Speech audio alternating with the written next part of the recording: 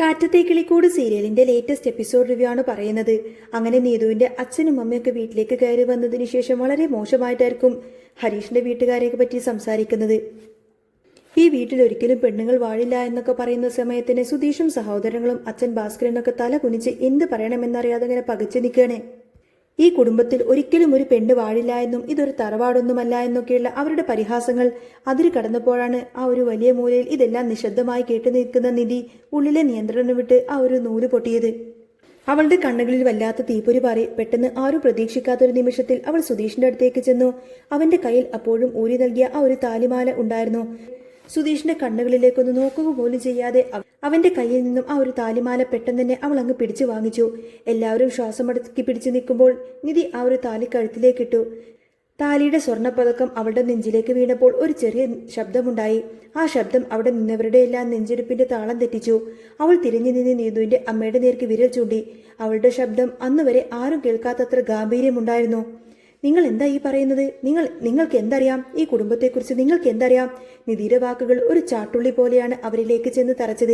മറ്റുള്ളവർ നാട്ടിലിരുന്ന് ഓരോന്ന് പറയുന്നത് കേട്ടിട്ട് നിങ്ങൾ ഇവിടെ വന്നിട്ട് അതുമൊക്കെ ഇങ്ങനെ വിളിച്ചു പറയുന്നത് അതൊന്നും ശരിയല്ല. എനിക്കത് കേട്ടു നിൽക്കാൻ സൗകര്യവുമില്ല. നീതുവിന്റെ അമ്മ ഒട്ടും വിട്ടുകൊടുക്കാൻ തയ്യാറല്ലായിരുന്നു. അവർ പുച്ഛത്തോടെ ചുണ്ടുകൂട്ടി. മറ്റുള്ളവർ പറയുന്നത് കേട്ടിട്ടോ? ഓഹോ, ഈ കുടുംബത്തെക്കുറിച്ച് നാട്ടിലെങ്ങാനും ആരെങ്കിലും ഒരാൾ ഒരു നല്ലത് വാക്ക് പറയുന്നത് നീ കേട്ടിട്ടുണ്ടോടി? എല്ലാം വൃത്തികെട്ടവന്മാരാണ്. അതെ, ഈ കുടുംബത്തെക്കുറിച്ച് മറ്റുള്ളവർ അങ്ങനെ പലതും പറയും. നിധി അവരുടെ വാക്കുകളെ ഇടക്ക് വെച്ച് മുറിച്ചു. അവളുടെ ശബ്ദത്തിൽ ഇപ്പോൾ ദേഷ്യത്തേക്കാൾ കൂടുതൽ ഒരു തരം അഭിമാനമാണ് ഉണ്ടായത്. പക്ഷേ എന്റെ അനുഭവം എന്താണെന്ന് ഞാൻ പറയാം. ഞാൻ ഈ കുടുംബത്തിലേക്ക് വന്നിട്ട് ഇപ്പോൾ 3-4 മാസമായി. ഇന്ന് വരെ ഈ കുടുംബത്തിലുള്ളവർ എന്നെ ഒരു മരുമകളെ പോലെയല്ല കണ്ടിരിക്കുന്നത്. സ്വന്തം മോളെ പോലെയാണ് എന്നെ അവർ നോക്കുന്നത്. സുധീഷ് അത്ഭുതത്തോടെ അവളെ തന്നെ നോക്കി നിൽക്കാണ്. തന്റെ കാതുകളെ അവന് വിശ്വസിക്കാൻ കഴിഞ്ഞില്ല. നിധി വീണ്ടും തുടർന്നു. ഞാൻ സുധീഷിന്റെ ഭാര്യയാണ്. സുധീഷിന്റെ ഭാര്യ എന്ന നിലയിലുള്ള എല്ലാ ബഹുമാനവും സ്നേഹവും ഈ വീട്ടിലുള്ള അച്ഛനായാലും ശരി, ബാക്കി എല്ലാ സഹോദരങ്ങളാണെങ്കിലും എനിക്ക് തരുന്നുണ്ട്. എന്നെ ആരും ഇന്നേ വരെ ഇവിടെ ഒരു കുറവും അറിയിച്ചിട്ടില്ല. പിന്നെ നിങ്ങളുടെ മകളെ, നിധി നീതുവിന്റെ അച്ഛനായ ചന്ദ്രന്റെ മുഖത്തേക്ക് നോക്കി. നിങ്ങളുടെ മകളെ ഇങ്ങോട്ടേക്ക് കെട്ടിച്ചു വിടുവോ കെട്ടിച്ചു വിടാതിരിക്കുമോ അതൊക്കെ നിങ്ങളുടെ സ്വന്തം ഇഷ്ടം. അതിൽ ഞങ്ങൾക്കൊന്നും പറയാനില്ല. പക്ഷേ ഈ കുടുംബത്തെക്കുറിച്ച് കുറ്റം പറയാനുള്ള ഒരു അവകാശവും നിങ്ങൾക്കില്ല. അത് ഞാൻ സമ്മതിച്ചു തരില്ല. ചന്ദ്രന്റെ മുഖം അങ്ങ് വിളറി വെളുത്തു. അയാൾ പരിഹാസം മറച്ചു പിടിക്കാൻ ശ്രമിച്ചുകൊണ്ട് പറഞ്ഞു, ഓ, അപ്പോ നീ ഇവിടെ വന്നിട്ട് വലിയ സുഖ സന്തോഷത്തോടെയാണ് ജീവിക്കുന്നത് എന്ന് ഞങ്ങൾ അങ്ങ് വിശ്വസിക്കണമല്ലേ? നീതുവിന്റെ അമ്മയും കൂട്ടിച്ചേർത്തു. ഇവൾ വെറുതെ തള്ളിമറിക്കുക മനുഷ്യ. ഇതൊക്കെ ആര് വിശ്വസിക്കാനാണ്? പിന്നെ തള്ളിമറിക്കുകയാണെന്ന് നിങ്ങളല്ലേ പറയുന്നേ?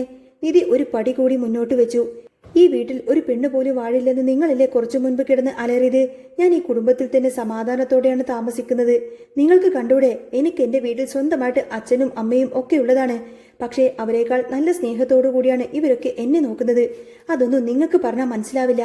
നിധി ഒന്ന് ശ്വാസം എടുത്തുകൊണ്ട് വീണ്ടും പറഞ്ഞു, നിങ്ങളുടെ മോളെ ഇങ്ങോട്ടേക്ക് പറഞ്ഞു വിടുവാണെങ്കിൽ അവളെ നല്ല പൊന്നുപോലെ ഈ വീട്ടിലുള്ളവരെല്ലാവരും നോക്കും. അതിലൊരു സംശയം വേണ്ട. പിന്നെ നിങ്ങൾക്കതിന് താല്പര്യമില്ലെങ്കിൽ നിങ്ങളുടെ മോൾക്ക് ഭാഗ്യമില്ലെന്ന് കരുതിയാൽ മതി. അത്രമാത്രമല്ല, ഹരീഷിന്റെ സ്വഭാവം, അവനൊരു നല്ല പയ്യനാണ്. ഹരീഷിനെ പോലെ ഒരാളെ കിട്ടാനായിട്ട് നിങ്ങളുടെ മോള് ശരിക്കും പുണ്യം ചെയ്യണം. അത് കേട്ടപ്പോൾ നീതുവിന്റെ അമ്മ വീണ്ടും അങ്ങ് പൂച്ചിച്ചു. അവനെ കിട്ടാൻ പുണ്യം ചെയ്യണോ? അവൻ ഏതാ ഇത്ര വലിയ പുണ്യാളൻ? നിങ്ങൾ ഇനി കൂടുതലൊന്നും പറയണ്ട. നിധി കൈയുയർത്തി അവരെ തടഞ്ഞു.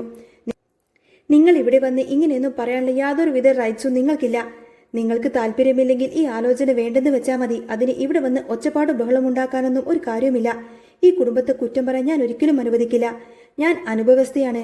ഈ കുടുംബത്തിൽ വന്നതിന് ശേഷം നാട്ടുകാർ പലതും പറയും, അങ്ങനെയാണ് ഇങ്ങനെയാണ് എന്നൊക്കെ. പക്ഷേ അതിലൊന്നുമല്ല സത്യം. സത്യാവസ്ഥ അനുഭവിച്ചവളാണ് ഞാൻ. ഇനി നിങ്ങൾ ദയവായി ഇവിടെ നിന്നും പോകണം. നിധിയുടെ ആ വാക്കുകൾക്ക് മുൻപിൽ പിടിച്ചു നിൽക്കാൻ അവർക്ക് കഴിഞ്ഞില്ല. ആകപ്പാടെ നാണക്കേടായി പോയി അവർക്ക്. സ്വന്തം മകളെ മുന്നിൽ പോലും ഇങ്ങനൊരു നാണം കെട്ടിട്ടില്ല. ഒടുവിൽ ഗത്യന്തരമില്ലാതെ നീതുവിന്റെ അച്ഛൻ ചന്ദ്രൻ ഭാര്യയുടെ കൈപിടിച്ച് വലിച്ച്, വാടി പോവാം, ഇവിടെ നിന്ന് കൂടുതൽ കേൾക്കാനൊന്നും എനിക്ക് വയ്യ എന്നും പറഞ്ഞുകൊണ്ട് വേഗത്തിൽ അവിടെ നിന്നും ഇറങ്ങിപ്പോയി. അവർ ഗേറ്റ് കടന്നു പോകുന്നത് നോക്കി നിധി അങ്ങനെ തന്നെ നിന്നു. അവളുടെ നെഞ്ച് വല്ലാതെ മിടുക്കുന്നുണ്ടായിരുന്നു. ആ സമയം സുഭാഷും ഭാസ്കരനും ഹരീഷും നികേഷും എല്ലാം ശരിക്കും ഇങ്ങനെ അന്തം വിട്ട് നിൽക്കുമായിരുന്നു. ഇത്രയും സമയം ആരും ഒരക്ഷരം പോലും മിണ്ടിയില്ല. അവൾക്ക് പോലും വല്ലാത്തൊരു ഞെട്ടലായിരുന്നു അത്. നിധി ഇങ്ങനെയൊക്കെ സംസാരിക്കുമോ? ഈ കുടുംബത്തിന് വേണ്ടി അവൾ ഇത്രമാത്രം വാദിക്കുമോ? സ്വന്തം കുടുംബത്തിന് വേണ്ടി പോരാടുന്ന ഒരു ധീര വനിതയാണ് നിധിയെന്ന് സുധീഷ് അന്നേരം മനസ്സിലാക്കി. സുധീഷ് അമ്പരപ്പോടു കൂടെ അവളെ തന്നെ ഇങ്ങനെ നോക്കി നിൽക്കുകയാണ്. ഇടയ്ക്കിടയ്ക്ക് നിധി ഞാൻ സുധീഷിന്റെ ഭാര്യയാണെന്ന് പറഞ്ഞത് അവന്റെ കാതുകളിൽ ഒരു സംഗീതം പോലെ മുഴങ്ങിക്കൊണ്ടിരുന്നു. അത് കേൾക്കുമ്പോൾ സുധീഷിന്റെ ഉള്ളിലൂടെ ഒരു കോരിത്തെരിപ്പാണ് കടന്നുപോയത്. അങ്ങനെയെങ്കിലും ഇവൾ സമ്മതിക്കുന്നുണ്ടല്ലോ താൻ അവളുടെ ഭർത്താവാണ് എന്നുള്ള കാര്യം. പോരാത്തതിന് താലിമാല ഉയർത്തിപ്പിടിച്ച് അതെല്ലാവരെയും കാണിച്ചു കൊടുത്തുകൊണ്ടാണ് അവൾ സംസാരിക്കുന്നത്. അവന്റെ ഉള്ളിൽ ഒരു കടൽ ഇരുമ്പുന്നത് പോലെ തോന്നി. ഇതേ സമയം നീതുവിന്റെ അച്ഛനും അമ്മയും പോയി കഴിഞ്ഞപ്പോൾ നിധി ബാക്കി എല്ലാവരുടെയും കൂടെ പതുക്കെ വീട്ടിന്റെ അകത്തേക്ക് കയറി വന്നു. എല്ലാവരുടെയും മുഖത്ത് ഒരു തരം മരവിപ്പായിരുന്നു. ആ നിശബ്ദതയെ ഭേദിച്ചുകൊണ്ട് സുഭാഷ് മുന്നോട്ട് വന്നു. അവന്റെ മുഖത്ത് ദേഷ്യവും സങ്കടവും ഒരുപോലെ ഉണ്ടായിരുന്നു. എന്നാലും നിങ്ങൾ രണ്ടുപേരും എന്ത് പരിപാടിയെ കാണിച്ചത്? സുഭാഷ് സുധീഷിനെയും ഹരീഷിനെയും മാറി മാറി നോക്കി ചോദിച്ചു. നിങ്ങൾ എന്തിനാ രാവിലെ തന്നെ അവളുടെ വീട്ടിലേക്ക് പോയത്? അതുകൊണ്ടല്ലേ അവരൊക്കെ ഇങ്ങോട്ടേക്ക് വന്നിട്ട് ഇത്രമാത്രം പ്രശ്നമുണ്ടാക്കിയത്? വല്ലാത്തൊരു ഏർപ്പാടായി പോയത്. സുധീഷ് പരുങ്ങലോടെ തല ചൊറിഞ്ഞു. അത് പിന്നെ സുഭാഷേട്ടാ, ഹരീഷിന് അവളെ ഭയങ്കര ഇഷ്ടമാണ്, അതാണ് ഞങ്ങൾ. പെട്ടെന്ന് തന്നെ ഹരീഷ് ഇടപെട്ടു. അവന്റെ ശബ്ദത്തിൽ വല്ലാത്ത നിരാശയും ദേഷ്യവും ഉണ്ടായിരുന്നു. അതൊക്കെ പണ്ട്, ഇനി അവളെ ഞാൻ കെട്ടാനൊന്നും പോകുന്നില്ല. അവളുടെ വീട്ടുകാർ ഇവിടെ വന്ന് ഇത്രയും വലിയ പ്രശ്നമുണ്ടാക്കുമെന്നൊന്നും ഞാൻ ഒരിക്കലും വിചാരിച്ചിരുന്നതല്ല. ഇനി അവളെ എനിക്ക് വേണ്ട. സുധീഷ് ഞെട്ടലോടെ ഹരീഷിനെ ഒന്ന് നോക്കി. നീ എന്തൊക്കെയാടാ ഈ പറയുന്നത്? നിനക്കെന്താ ഭ്രാന്തായോ? അതേ സുധീഷേട്ടാ, ഹരീഷ് ദേഷ്യത്തോടെ പറഞ്ഞു. നിങ്ങൾക്ക് തന്നെ അറിയാലോ, അവളുടെ വീട്ടുകാർ ഇത്രയും വന്ന് ഇവിടെ പ്രശ്നമുണ്ടാക്കി. നമ്മുടെ കുടുംബത്തിൽ വന്ന് നമ്മൾ ഈ നാട്ടുകാരുടെ മുന്നിൽ വെച്ചൊക്കെ നാണം കെടുത്തി. ഇനിയിപ്പോൾ ഞാൻ അവളെ സ്വീകരിക്കണമെന്നാണോ നിങ്ങൾ ഈ പറയുന്നത്? എനിക്കിനി അതിന് കഴിയില്ല. സുഭാഷ് ദേഷ്യം നിയന്ത്രിക്കാൻ ശ്രമിച്ചു. അതൊക്കെ അവിടെ നിൽക്കട്ടെ. നിങ്ങൾ രണ്ടുപേരും കൂടി ആ വീട്ടിലേക്ക് പോയതെന്തിനാ? അതെനിക്കറിയണം. ചോദിക്കാതെയും പറയാതെയും എന്തിനാ അങ്ങോട്ടേക്ക് കെട്ടിയെടുത്തത്? ഹരീഷ് വിട്ടുകൊടുത്തില്ല. പിന്നെ പോവാതെ. അവളുടെ വീട്ടുകാർ ഈ വീട്ടിൽ വന്ന് പ്രശ്നമുണ്ടാക്കിയിട്ടുണ്ടെങ്കിൽ അവളുടെ ആങ്ങളെ വന്ന് പ്രശ്നമുണ്ടാക്കിയാ പിന്നെ അതൊക്കെ കണ്ടും കേട്ടും ഞാൻ മര്യാദക്ക് വീട്ടിലിരിക്കണമെന്നാണോ സുഭാഷേട്ടൻ പറയുന്നത്? അതിനെന്നെ കിട്ടില്ല. ഞാൻ ചോദിക്കാൻ തന്നെയാ പോയത്. ഏതായാലും നിങ്ങൾ രണ്ടുപേരും അങ്ങോട്ടേക്ക് പോവാനായിട്ട് പാടില്ലായിരുന്നോ? അത് വലിയ തെറ്റായി പോയി, സുഭാഷേട്ടൻ പറഞ്ഞു നിർത്തി. അപ്പോഴേക്കും നികേഷ് ഇടയിൽ കയറി പറഞ്ഞു. നിങ്ങൾ രണ്ടുപേരെയും കാണാതെ വന്നു കഴിഞ്ഞപ്പോൾ തന്നെ ഞാൻ വിചാരിച്ചു ഇത് മിക്കവാറും അവിടേക്ക് നീതുവിന്റെ വീട്ടിലേക്ക് തന്നെയായിരിക്കും പോയിട്ടുണ്ടാവുക എന്ന്. എന്റെ ഊഹം കൃത്യമായിരുന്നു. ആ സമയത്തിന് സുധീഷ് പെട്ടെന്ന് ചിരിച്ചുകൊണ്ട് പറഞ്ഞു. അതെന്തെങ്കിലുമൊക്കെ ആവട്ടെടാ. എന്താണെങ്കിലും കൃത്യസമയത്ത് തന്നെ നമ്മുടെ നിധി അവിടെ നല്ലൊരു പെർഫോമൻസ് അങ്ങ് കാഴ്ചവെച്ചല്ലോ. വമ്പൻ പ്രകടനമായിരുന്നല്ലോ അവളുടേത്. ഇത്രയൊന്നും ഞങ്ങൾ ഒട്ടും തന്നെ പ്രതീക്ഷിച്ചില്ലായിരുന്നു. സുഭാഷിന്റെ മുഖത്തും ചെറിയൊരു പുഞ്ചിരി വിരുന്നു. അതെ, ശരിക്കും പറഞ്ഞ നിധി എല്ലാവരെയും അങ്ങ് ഞെട്ടിച്ചു കളഞ്ഞു. അവളുടെ ആ ഒരു സംസാരം കേട്ട് ആ അഹങ്കാരികൾക്ക് തിരിച്ചൊന്നും തന്നെ പറയാനും പറ്റിയില്ലല്ലോ. സുധീഷ് അഭിമാനത്തോടെ നെഞ്ചു വിരിച്ചു. എന്റെ ഭാര്യയല്ലാടാ അവള്. എന്റെ ഭാര്യ എന്ന് പറഞ്ഞുകൊണ്ടുള്ള അവളുടെ ആ ഒരു പെർഫോമൻസ് എനിക്ക് ഭയങ്കരമായിട്ട് അങ്ങ് ഇഷ്ടപ്പെട്ടു. അത് കേട്ടതും അവിടെ അതുവരെ മിണ്ടാതിരുന്ന നിധി സുധീഷിനെ ഒന്ന് രൂക്ഷമായി നോക്കി. എന്നിട്ട് യാതൊരുവിധ ഭാവവ്യത്യാസമില്ലാതെ കഴുത്തിൽ കിടക്കുന്ന ആ ഒരു താലിമാല പതുക്കെ അഴിക്കാൻ തുടങ്ങി. അത് കണ്ടപ്പോൾ സുധീഷിന്റെ ചിരി അങ്ങ് മാഞ്ഞു. അവൻ പരിഭ്രമത്തോടെ പറഞ്ഞു. ഏയ് വേണ്ട വേണ്ട, അത് ഊരണ്ട. അത് അവിടെ തന്നെ നിന്റെ കഴുത്തിൽ തന്നെ കിടന്നോട്ടെ പ്ലീസ്. പക്ഷേ നിധി അതൊന്നും തന്നെ വകവെച്ചില്ല. അവൾ ആരും പറയുന്നതൊന്നും കേൾക്കാനും തയ്യാറല്ലായിരുന്നു. അവൾ അത് പൂർണ്ണമായും ഊരിയെടുത്ത് സുധീഷിന്റെ കൈകളിലേക്ക് തന്നെ വെച്ചു കൊടുത്തു. സുഭാഷും നികേഷും ഹരീഷൊക്കെ ശരിക്കും ഇങ്ങനെ അന്താളിപ്പോട് കൂടി നോക്കി അതിങ്ങനെ നോക്കി നിൽക്കുന്നുണ്ടായിരുന്നു. താലി അവന്റെ കയ്യിൽ വെച്ചു കൊടുത്തിട്ട് ഒന്നും മിണ്ടാതെ നിധി അവളുടെ മുറിയിലേക്ക് വേഗത്തിൽ തന്നെ കയറിപ്പോയി. നിധി പോയപ്പോൾ താലിമാല കയ്യിൽ പിടിച്ചുകൊണ്ട് സുധീഷ് പെട്ടെന്ന് സന്തോഷം കൊണ്ടിങ്ങനെ തുള്ളിച്ചാടാൻ തുടങ്ങി. അവൻ മുറ്റത്തേക്ക് ഇറങ്ങി കൈകൾ രണ്ടും മുകളിലേക്ക് ഉയർത്തി സന്തോഷം കൊണ്ട് നൃത്തം വെക്കുകയായിരുന്നു. ഇത് കണ്ട് സുഭാഷിന് ശരിക്കും അങ്ങ് ദേഷ്യം വന്നു. എടാ, നിനക്ക് എന്താടാ, വല്ല സമനിലയും തെറ്റിയോ? അതോ സ്ഥലകാല ബോധവുമില്ലേ നിനക്ക്? സുഭാഷ് ദേഷ്യത്തോടെ ചോദിച്ചു. എടാ പൊട്ട, അവൾ താലിമാലയാ നിന്റെ കയ്യിലേക്ക് ഊരി തന്നത്. അതിനാണോ നീ ഇങ്ങനെ കിടന്ന് തുള്ളുന്നത്? സുധീഷ് ചിരിച്ചുകൊണ്ട് തന്നെ മറുപടി പറഞ്ഞു. അതൊക്കെ ആയിക്കോട്ടെ സുഭാഷേട്ടാ, അവൾ താലിമാല ഊരി തന്നു എന്നൊക്കെ ശരി തന്നെ. പക്ഷേ നമ്മുടെ കുടുംബത്തിനൊരു പ്രശ്നം വന്നു കഴിഞ്ഞപ്പോൾ ഈ കുടുംബത്തിന് വേണ്ടിയിട്ട് അവൾ നിലകൊണ്ടില്ലേ? പെട്ടെന്ന് തന്നെ അവൾ എൻ്റെ കയ്യിൽ നിന്നും ആ താലിമാല വാങ്ങിച്ച് കഴുത്തിലിട്ട് നമുക്ക് വേണ്ടി സംസാരിക്കാൻ ഇറങ്ങിയത് സുഭാഷേട്ടൻ കണ്ടതല്ലേ? അതിന് കാരണം എന്താ? എൻ്റെ ഭാര്യ എന്ന് പറഞ്ഞിട്ടാ അവൾ ഇറങ്ങിയത്. അവൾ അവിടെ വെച്ച് പറഞ്ഞത് എല്ലാവരും കേട്ടതാണല്ലോ, ഞാൻ സുധീഷിന്റെ ഭാര്യയാണ് എന്ന്. അപ്പോൾ അവൾ അത് അംഗീകരിച്ചു കഴിഞ്ഞു, ഞാൻ അവളുടെ ഭർത്താവാണെന്ന്. മനസ്സിലെവിടെയോ അവൾക്ക് എന്നോട് സ്നേഹമുണ്ട്, അതുകൊണ്ടല്ലേ അവൾ അങ്ങനെയൊക്കെ പറഞ്ഞത്. അപ്പൊ പിന്നെ ഞാൻ എന്തിനാ വിഷമിക്കുന്നത്? എനിക്ക് സന്തോഷിക്കേണ്ടേ സുഭാഷേട്ടാ? അതും പറഞ്ഞ് സുധീഷ് വീണ്ടും അവിടെ കിടന്നിങ്ങനെ ഡാൻസ് ചെയ്യാൻ തുടങ്ങി. നികേഷും ഹരീഷൊക്കെ അങ്ങനെ അന്താളിപ്പോടുകൂടെ നോക്കി നിൽക്കുകയാണ് സുധീഷിനെ. ഇവനൊരു പ്രത്യേക ജന്മം തന്നെയായെന്നിങ്ങനെ അവർ മനസ്സിൽ കരുതി. ചെറിയൊരു കാര്യത്തിൽ പോലും സുധീഷ് വലിയ സന്തോഷം കണ്ടെത്തുകയായിരുന്നു. നിധി അങ്ങനെയെങ്കിലും പറഞ്ഞല്ലോ, കുറച്ചു സമയത്താണെങ്കിലും തന്റെ ഭാര്യയായി തന്നെ ഭർത്താവായി അംഗീകരിച്ചല്ലോ എന്നൊക്കെയായിരുന്നു സുധീഷിന്റെ മനസ്സിൽ അപ്പോൾ ഉണ്ടായിരുന്ന ആ ഒരു സന്തോഷം. അവന്റെ ഹൃദയം സന്തോഷം കൊണ്ട് വല്ലാതെ ഇങ്ങനെ തുടിക്കുന്നുണ്ടായിരുന്നു. സുധീഷിന്റെ വീട്ടിൽ ആശ്വാസത്തിന്റെ കാറ്റ് വീശുമ്പോഴും കുറച്ചകലെ നീതുവിന്റെ വീട്ടിൽ കാര്യങ്ങളൊക്കെ കൈവിട്ടു പോകുന്നൊരവസ്ഥയിലായിരുന്നു. ആകപ്പാട് ഭ്രാന്തി പിടിച്ചു നിൽക്കുമായിരുന്നു നീതു. ഹരീഷിനോടുള്ള അവളുടെ പ്രണയം ഒരു തരം വാശിയായി മാറി. മുറിക്കുള്ളിൽ അങ്ങോട്ടും ഇങ്ങോട്ടും നടന്ന് അവൾ ഇങ്ങനെ പല്ലുറുമി. ആ സമയത്ത് തന്നെ അവളുടെ സഹോദരൻ അഖിൽ ദേഷ്യത്തോടെ അങ്ങോട്ടേക്ക് വന്നു. അവന്റെ മുഖത്ത് കടുത്ത ദേഷ്യമുണ്ടായിരുന്നു. അവൻ അവളെ നോക്കി എന്തൊക്കെയോ പറഞ്ഞു തുടങ്ങി. അഖിൽ ഒന്ന് പറഞ്ഞ നീതു തിരിച്ചു രണ്ടു പറയും. അങ്ങനെ അവർ തമ്മിൽ വലിയൊരു വഴക്കായി മാറിയത്. വാക്കുകൾ അതിര് കടന്നപ്പോൾ അത് വലിയൊരു അടിയായി മാറി. രണ്ടുപേരും കൂടെ പൊരിഞ്ഞു തല്ലു തുടങ്ങി. മേശപ്പുറത്തിരുന്ന പാത്രങ്ങളും ഗ്ലാസും എല്ലാം തന്നെ എടുത്ത് അവർ പരസ്പരം പുറത്തേക്കെറിയാൻ തുടങ്ങി. പാത്രങ്ങൾ നിലത്ത് വീഴുന്ന ആ ഒരു പൊട്ടിച്ചെറിയുന്ന ശബ്ദം കേട്ട് വീടാകെ മുഴങ്ങി. ആ സമയത്താണ് നീതുവിന്റെ അച്ഛൻ ചന്ദ്രയും അമ്മയും കൂടി ഭാസ്കരന്റെ വീട്ടിൽ പോയിട്ട് നിധിയുടെ വക നല്ല ശകാരം കേട്ട് നാണം കെട്ടിങ്ങനെ തിരികെ അങ്ങോട്ടേക്ക് വരുന്നത്. അവർ ഇടവഴി നടന്ന് മുറ്റത്തേക്ക് എത്തുമ്പോഴേക്കും ഉച്ചത്തുള്ള ഒച്ചപ്പാടും ശബ്ദവും ബഹളമെല്ലാം കേൾക്കാം. മുറ്റത്തേക്ക് ചില്ല് ഗ്ലാസുകളും പാത്രങ്ങളും ഇങ്ങനെ പറന്നു വീഴുന്നതും കണ്ടു. ചന്ദ്രൻ സ്തംഭിച്ചു നിന്നു. ചന്ദ്രൻ തലയിൽ ഇങ്ങനെ കൈവച്ചു. ഈശ്വര, തുടങ്ങിയല്ലോ രണ്ടുപേരും കൂടി ഇവിടെ വഴക്കും പ്രശ്നങ്ങളൊക്കെ തുടങ്ങിയല്ലോ. നീതുവിന്റെ അമ്മ ദേഷ്യത്തോടെ പറഞ്ഞു. അതെങ്ങനെയാ?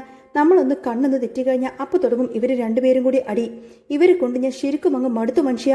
ഈ നാട്ടുകാരുടെ മുഴുവൻ കേൾപ്പിക്കാനായിട്ട് ഓരോന്ന് ഇറങ്ങിക്കോളും. അവർ വേഗത്തിൽ തന്നെ അകത്തേക്ക് കയറി ചെന്നു. അവിടെ പൊരിഞ്ഞടി നടക്കുകയാണ്. അഖിൽ നീതുവിന്റെ മുടിക്കിങ്ങനെ കുത്തിന് പിടിച്ചു. നീതു അവന്റെ കയ്യിൽ ഇങ്ങനെ കടിക്കാനൊക്കെ നോക്കുന്നുണ്ട്. ഒടുവിൽ നീതുവിന്റെ അച്ഛനും അമ്മയും വളരെ പാടുപെട്ടുകൊണ്ട് നീതുവിനെയും അഖിലിനെയും അങ്ങ് പിടിച്ചു മാറ്റി. ചന്ദ്രൻ അഖിലിനെ തള്ളി മാറ്റിക്കൊണ്ട് ചോദിച്ചു, എന്താടാ ഇത്? നീ ഇത് എന്ത് പരിപാടിയായി കാണിച്ചത്? നീ എന്തിനാടാ അവളെ ഇങ്ങനെ തല്ലുന്നത്? നീതുവിന്റെ അമ്മയും അഖിലിന് നേരെ തിരിഞ്ഞു. അഖിൽ കിതച്ചുകൊണ്ട് ചോരയൊലിക്കുന്ന ചുണ്ടിങ്ങനെ തുടച്ചുകൊണ്ട് പറഞ്ഞു, അവളെ തല്ലല്ല, അവളെ ഞാൻ കൊല്ലുക വേണ്ടത്. അവളെ നാക്കിന്റെ നീളം അത്രമാത്രമാണ്. അവൾക്കൊരു അഹങ്കാരാണ്. ഞാൻ പറയുന്നതൊന്നും ഇവൾക്ക് കേൾക്കണ്ട. ഇത് കേട്ടപ്പോൾ നീതുവിന്റെ അമ്മ നീതുവിന്റെ നേരെ തിരിഞ്ഞു. നീ എന്തിനാടി അവനുമായിട്ട് കുസ്തി പിടിക്കാനൊക്കെ പോയത്? നിനക്ക് അടങ്ങിയിരുന്നോടെ ഇത്? നീതു തന്റെ മുടിയൊക്കെ ഇങ്ങനെ ഒതുക്കിക്കൊണ്ട് ദേഷ്യത്തോടെ പറഞ്ഞു, പിന്നെ എന്നെ തല്ലിയിട്ടുണ്ടെങ്കിൽ അവൻ എന്റെ ചേട്ടനാണെന്നൊന്നും ഞാൻ നോക്കില്ല. ഞാൻ എന്തായാലും തിരിച്ചു കൊടുക്കും. എന്നെ തല്ലാൻ വന്നാൽ ഞാൻ വെറുതെ ഇരിക്കില്ല. അഖിൽ വീണ്ടും അവളുടെ അടുത്തേക്ക് പാഞ്ഞെടുത്തു. ആഹാ, അപ്പൊ പിന്നെ നീ എന്നെ തല്ലുവല്ലോടി? തല്ലുകൂടി? പിന്നല്ലാതെ. നീതു യാതൊരുവിധ കൂസലുമില്ലാതെ പറഞ്ഞു.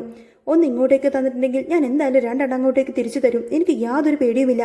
എടി നാശം പിടിച്ചവളെ, പിശാചെ! നീതുവിന്റെ അമ്മ തല്ലേക്കടിച്ചുകൊണ്ട് തന്നെ അലറി. നിന്നോട് എത്ര പറഞ്ഞാലും നിന്റെ തലയിലേക്ക് ഇതൊന്നും കയറത്തില്ലല്ലോ. നീ ഇങ്ങനെ വെട്ടി ഇറങ്ങിയിരിക്കുവാണോ? ഞങ്ങൾ ഈ നാട്ടുകാരുടെ മുന്നിൽ ഇങ്ങനെ മനുഷ്യനെ നാണം കെടുത്താനായിട്ട്? ഈ നാട്ടിലുള്ള ആൾക്കാർക്ക് മൊത്തം കേൾക്കുമല്ലോടി നിന്റെ ഇവിടുത്തെ ഈ ഒരു ഒച്ചപ്പാടും ബഹളമൊക്കെ. പാത്രങ്ങളൊക്കെ മുറ്റത്തേക്ക് പറന്നു പോകുന്ന ആൾക്കാരൊക്കെ കാണുന്നുണ്ട്. നിനക്ക് ഇത്തിരിയെങ്കിലും നാണമുണ്ടോടി? കല്യാണപ്രായമായൊരു പെണ്ണാ നീ. നാളെ ഒരു ആലോചന വന്നു കഴിയുമ്പോൾ ഈ നാട്ടുകാരൊക്കെ നിന്നെക്കുറിച്ച് എന്തായിരിക്കും അവരോടൊക്കെ പറയുന്നത്? അതൊക്കെ നിനക്ക് വല്ല ബോധവുമുണ്ടോ? നീതു പുച്ഛത്തോടെ മുഖം തിരിച്ചു. അതിന് ഞാൻ വേറെ കല്യാണം കഴിക്കാനൊന്നും പോകുന്നില്ലല്ലോ. ഞാൻ കല്യാണം കഴിക്കുന്നുണ്ടെങ്കിൽ അതെന്റെ ഹരീഷേട്ടനെ മാത്രമായിരിക്കും. വേറെ ആരെയും ഞാൻ കെട്ടത്തില്ല. അത് കേട്ടപ്പോൾ അഖിലിന്റെ സമനില അങ്ങ് തെറ്റി. എടി, വീണ്ടും നീ അത് തന്നെ ഇങ്ങനെ പറഞ്ഞെടുക്കുകയാണോ? ഇവിടെ കിടന്ന് നീ അത് തന്നെ ഇങ്ങനെ പറയണ്ട.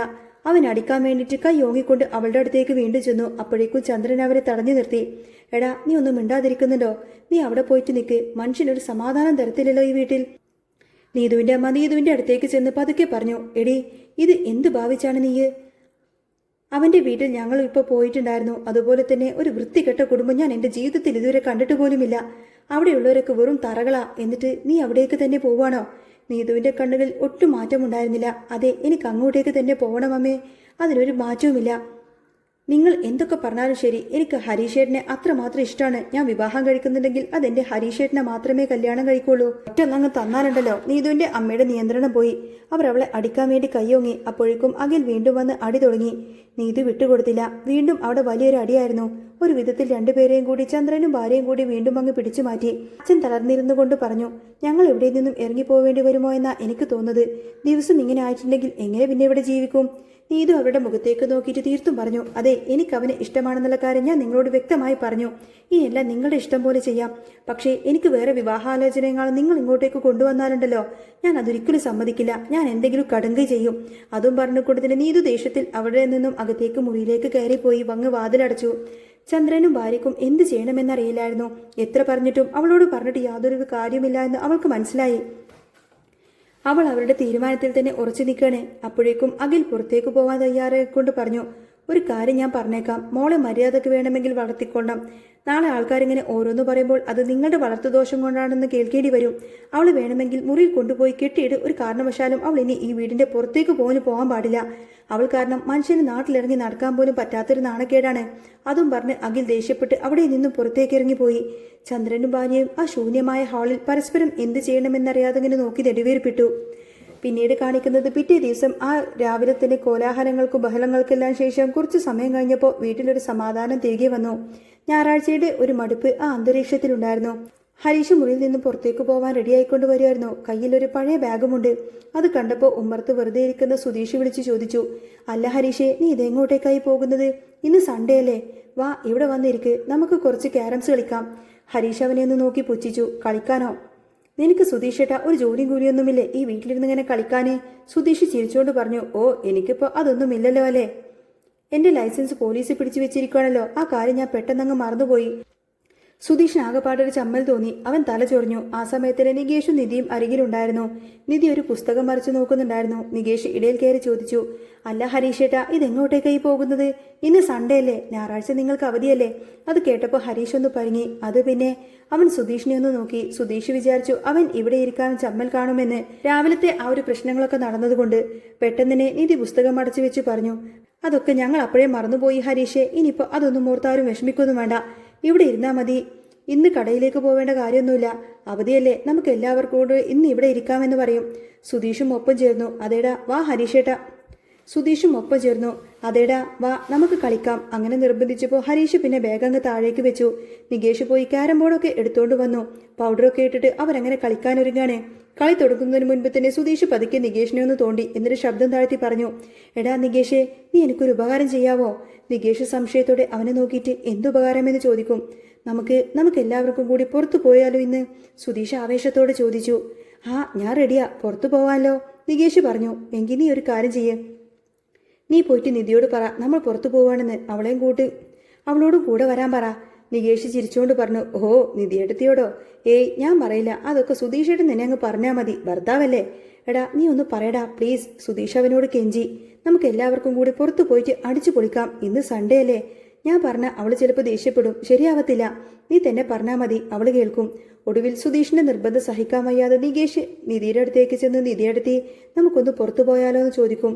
നിധി അവനെ സംശയത്തോടെ നോക്കി. പുറത്തു പോവാനോ? എങ്ങോട്ടേക്ക്? അല്ല, നമുക്കൊരു ബീച്ചിലേക്ക് പോയാലോ എന്ന് നികേഷ് ചോദിച്ചു.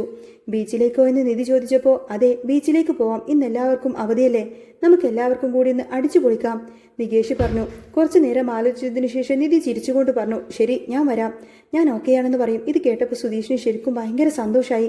അവൻ ഇത്ര മാത്രമൊന്നും പ്രതീക്ഷിച്ചിട്ടുണ്ടായിരുന്നില്ല. ഇത്രയും പെട്ടെന്ന് തന്നെ നിധി യെസ് പറയുമെന്ന് അവൻ സ്വപ്നത്തിൽ പോലും കരുതിയില്ല. പെട്ടെന്ന് തന്നെ ഹരീഷ് അവിടെ നിന്ന് എഴുന്നേറ്റു. ഞാൻ വരുന്നില്ല നിങ്ങളോടൊപ്പം എന്ന് പറയും. സുധീഷ് അത്ഭുതത്തോട് ചോദിച്ചു, അതെന്താണ് നീ വരാത്തത്? അതോ, എനിക്ക് വർക്ക്ഷോപ്പിലേക്ക് പോകണം, അവിടെ കുറച്ച് പണികളുണ്ട്, ബാലൻസ് ഒക്കെ പണി കിടപ്പുണ്ട്, അത് തീർക്കണമെന്ന് ഹരീഷ് മുഖം തിരിച്ചുകൊണ്ട് പറഞ്ഞു. നികേഷ് അവനെ പിടിച്ചു വലിച്ച്, അതൊന്നും വേണ്ട ഹരീഷേട്ടാ, അങ്ങനെ പറഞ്ഞാൽ പറ്റില്ല, ഇന്ന് പോയേ പറ്റൂ. പക്ഷേ ഹരീഷ് വഴങ്ങിയില്ല. എനിക്ക് പോവാതിരിക്കാൻ പറ്റില്ല നികേഷേ, എനിക്ക് പോകണം. അങ്ങനെ ഹരീഷ് അവരുടെ കൂടെ വരുന്നില്ല എന്ന് തീർത്തും പറഞ്ഞു. അവൻ തന്റെ ബാഗും എടുത്ത് വർക്ക്ഷോപ്പിലേക്ക് നടന്നു. പക്ഷേ ബാക്കിയുള്ള എല്ലാവരും കൂടെ ബീച്ചിലേക്ക് പോകാനായിട്ട് റെഡിയാവുകയായിരുന്നു. ആ സമയത്താണ് നിധി ഒരു കാര്യം പറഞ്ഞത്, നമുക്ക് അച്ഛനെയും കൂടെ കൂട്ടാമെന്ന്.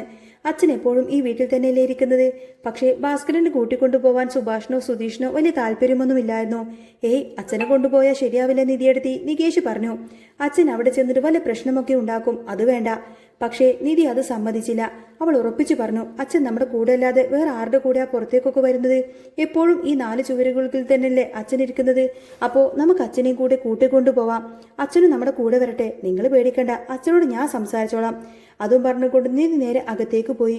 മുറിയിലിരിക്കുന്ന ഭാസ്കരന്റെ അടുത്തേക്ക് ചെന്ന് അവൾ കാര്യം പറഞ്ഞു. ഭാസ്കരൻ അത് കേട്ടപ്പോൾ ഭയങ്കര സന്തോഷമുള്ള കാര്യമായിരുന്നു. ആരും തന്നെ പുറത്തേക്കൊന്നും ഇതുവരെ കൊണ്ടുപോയിട്ടില്ല. നിധി സ്നേഹത്തോടെ വിളിച്ചപ്പോൾ അദ്ദേഹത്തിന്റെ കണ്ണുകൾ നിറഞ്ഞു. സന്തോഷത്തോടെ കൂടെ വരാമെന്ന് അദ്ദേഹം സമ്മതിക്കുകയും ചെയ്തു. അങ്ങനെ ഒരുപാട് നാളുകൾക്ക് ശേഷം ആ കുടുംബം വീണ്ടും ഒരുമിച്ചൊരു യാത്ര പോവാനായി തയ്യാറെടുക്കുകയാണ്. സുധീഷിന്റെ മുഖത്തെ സന്തോഷം അത് പറഞ്ഞറിയിക്കാൻ കഴിയാത്ത അത്രമാത്രം വലുതായിരുന്നു. വരാനിരിക്കുന്ന ആ മനോഹരമായ സായാഹ്നത്തെക്കുറിച്ച് ഓർത്തുകൊണ്ട് തന്നെ എല്ലാവരും യാത്രക്കായി ഒരുങ്ങി. ഇനി അവരുടെ ആ ഒരു ബീച്ചിലെ യാത്രകളൊക്കെ എന്തൊക്കെയായിരിക്കുമെന്നും അവിടെ വെച്ച് സംഭവിക്കാൻ പോകുന്ന വമ്പൻ ട്വിസ്റ്റൊക്കെ എന്തൊക്കെയായിരിക്കും എന്നൊക്കെ നമുക്ക് കാത്തിരുന്ന് കാണാട്ടോ. നിധിയും സുധീഷും തമ്മിലുള്ള അകൽച്ച കുറയുമോ? അങ്ങനെ ബാക്കിയുള്ള വിശേഷങ്ങളൊക്കെ നമുക്ക് കാത്തിരുന്ന് കാണാം. നിങ്ങൾക്ക് ഈ ഒരു ചാനൽ ഇഷ്ടമാവുകയാണെങ്കിൽ സബ്സ്ക്രൈബ് ചെയ്യാനും സപ്പോർട്ട് ചെയ്യാനും മറക്കല്ലേ. നെക്സ്റ്റ് വീഡിയോ ഉടനെ വരാം. ബൈ.